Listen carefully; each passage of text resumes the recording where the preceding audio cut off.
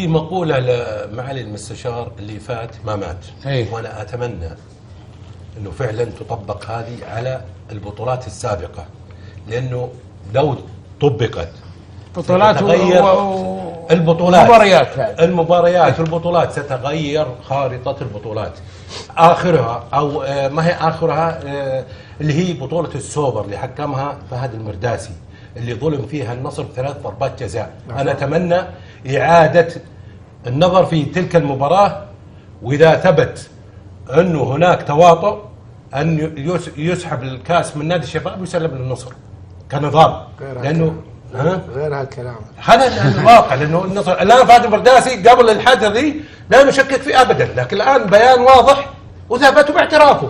الآن لازم أنه يعاد النظر في البطولات اللي مضت، لأن كنا نتكلم ونقول التحكيم حزن. معلش أبو فيصل، احنا الآن نتكلم على بيان الاتحاد السعودي، لكن قد يكون هناك أخطاء. لا المحامي ممكن وهذا من حقه الدفاع عن نفسه.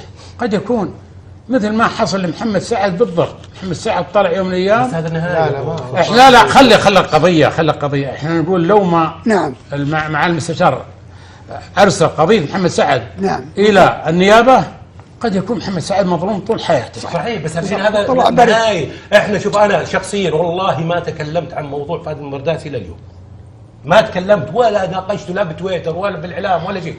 لكن لما دام ظهر البيان، البشر يخطئ، خلاص ثبت انه باعترافه ما نقدر. لكن لو على ذمه التحقيق ما نقدر نتكلم.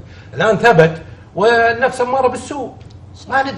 طيب النصر يا ابو فيصل يعني احتج واعترض في ذاك الوقت على الاشياء هذه، الثلاث الاهداف اللي غير كذا. يا رجال يتوهم. خلي 3 بنكات احتج الاعلام وتكلموا، ولكن خلاص قرار الان.